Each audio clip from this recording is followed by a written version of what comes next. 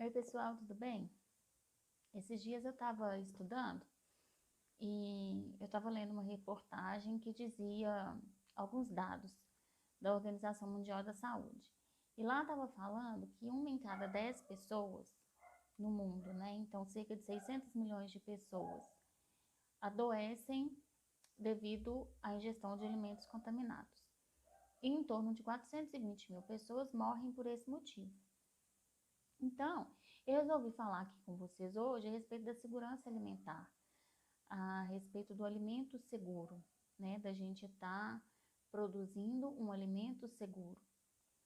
Porque produzir um alimento não é simplesmente escolher o produto, embalar e distribuir, né? A gente tem que ter a preocupação com o alimento em si, com para que serve o alimento para as pessoas. E a alimentação é uma necessidade básica de todos nós. Então, aconteça o que acontecer, nós precisamos nos alimentar. E nós que pretendemos oferecer um alimento para as pessoas, que pretendemos produzir e vender alimentos, devemos ter essa preocupação com a segurança alimentar, né? Para a gente não estar prejudicando nenhum dos nossos clientes, a saúde de ninguém, né? A gente está lidando ali com a saúde de uma pessoa. Então, eu vim falar para vocês a respeito do alimento seguro. O que seria um alimento seguro? O alimento seguro é o alimento que não oferece ao indivíduo risco à saúde dele. Ele não tem nele nenhum agente ou nenhuma substância ou nenhum agente em níveis que prejudique a saúde do consumidor, né? Então, vamos lá. Aí a gente vai ver, então, o que pode estar causando esses problemas, né? O que faz esses níveis não serem aceitáveis? A gente vai falar mais aqui hoje a respeito dos micro-organismos. Quem são os micro-organismos? Micro-organismos são organismos vivos presentes em todos os lugares.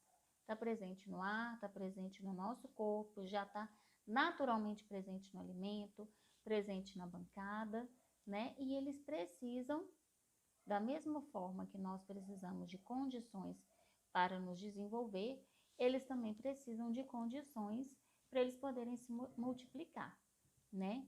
Por exemplo, a gente tem o oxigênio. Alguns micro-organismos precisam do oxigênio para se multiplicar, outros não. Isso vai depender do tipo de micro-organismo que tem ali naquele alimento, que pode ter. A umidade, a água, os micro-organismos também precisam da água para se desenvolver.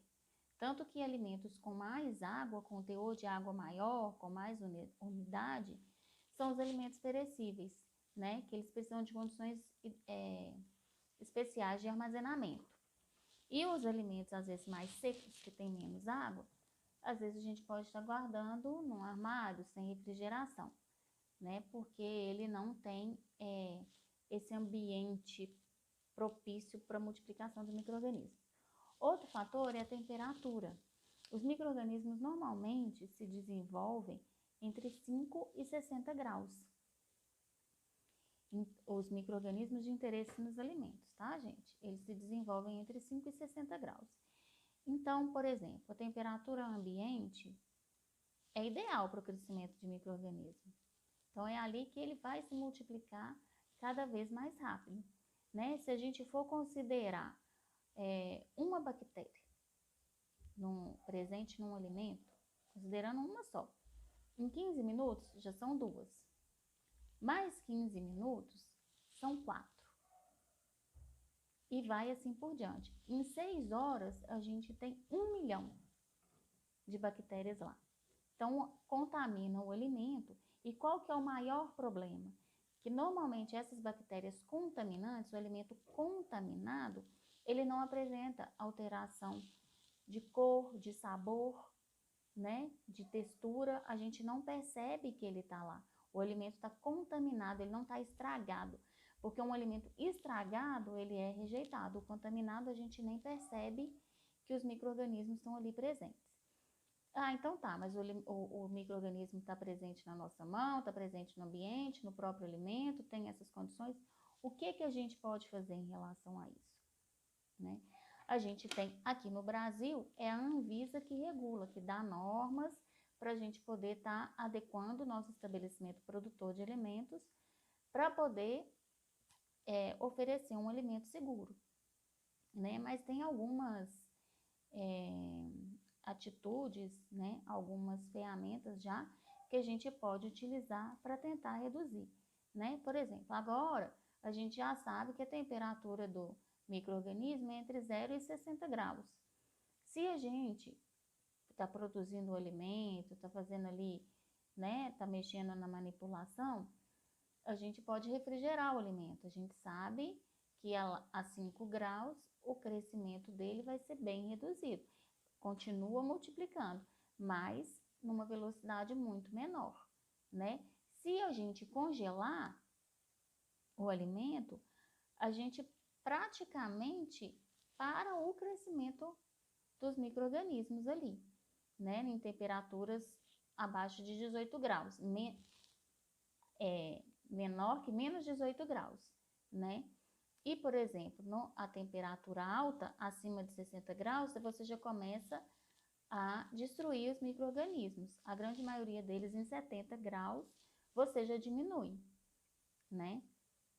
Então, por exemplo, a gente manter o alimento ali refrigerado, mantendo a temperatura adequada, já inibe esse crescimento, diminui o crescimento e já contribui para que o nosso alimento não seja uma fonte de contaminação, né?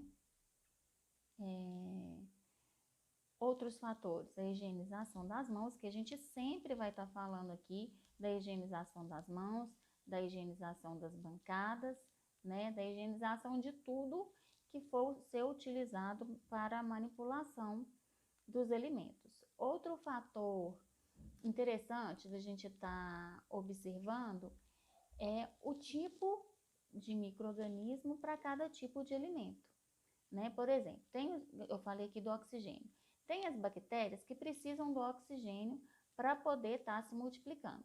Então, se for o caso do nosso alimento ser mais propício a esse crescimento desse tipo de bactéria, a gente vai estar tentando tirar o oxigênio ali, que seja através de uma embalagem a vácuo, né?